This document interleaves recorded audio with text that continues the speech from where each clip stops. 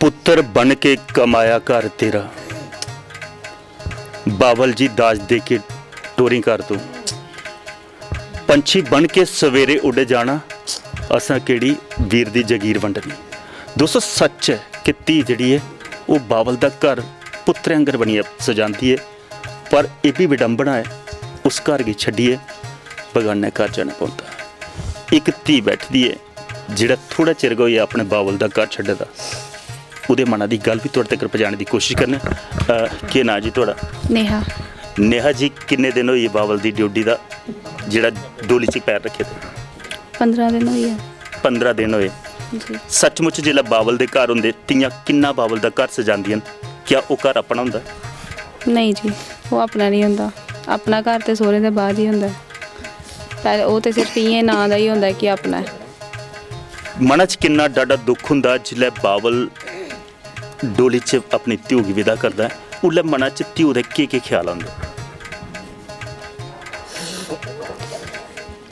मुश्किल होंदा छड्डना घर अपना, माँ प्यो कन्नै इन्नी देर रोना, बाद विच उ'नें गी छड्डी आई जाना कि इन्नी आदतां होंदियां माँ प्यो कन्नै एडजस्ट करना, बाद विच एडजस्ट करना मुश्किल होई जंदा है। लेकिन बेशक मैं उद्धर छड्डी आई आं, उस घर च ते इस घर च मिगी कोई फर्क नहीं लग्गेआ। उदे कोला ज़्यादा प्यार शायद मिगी इधर मिला दा है। नवा ते सगनगत होंदा है, आशीर्वाद पर उच्चे ये नहीं है इंसान आखदे ना कि first impression is the last impression. अगर फर्स्ट इंप्रैशन के अच्छा तो लास्ट भी अच्छा ही होना। बड़ा कसूर आखदे नूंहां दा भी होंदा, जिहड़ी नूंह अगर उस घर च धी बनी आ ते फिर फर्क कोई नहीं रौंदा। इन्हें मिगी नूंह समझिया ही नहीं अजे तक, धी के समझदे ना, धी आंगरा के कीता मेरे कन्नै अजे तक।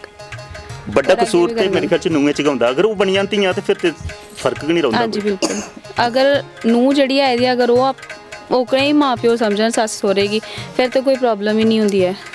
एक गल होंदी है कि माँ के घर अगर माँ चंड धफ्फा भी कुसै गल्ला पर लाई ओड़े तो बुरा नहीं लगता। सस्स एक घराखी देई ओड़े वो घराखी भी सूल लगती है। वो तां लगदी है कि कुड़ी अगर माँ सस्स गी सस्स समझे, अगर माँ समझिए करे तो फिर बिल्कुल नहीं लगती, क्योंकि वो भी तो माँ ही है। माँ जी केह् नाम है थोड़ा? निर्मला। निर्मला जी आखदे माँ का हिरदे जिहड़ा है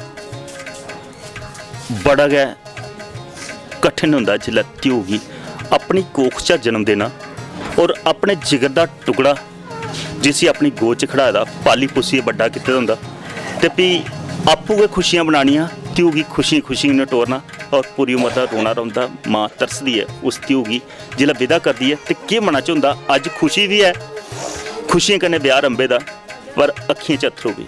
क्या आखना चाहते? वैसे मेरी भैन है बड़ी जी, मतलब अस करा दे कन्या दा मासी करा दी। मासी करा दे? हाँ जी, पिता ही नहीं है उंदे। बत्ती दे बराबर करिए करो। बिल्कुल। मना च केह् होआ दा? बड़ा दुख आंदा कि अपनी नहीं है भी।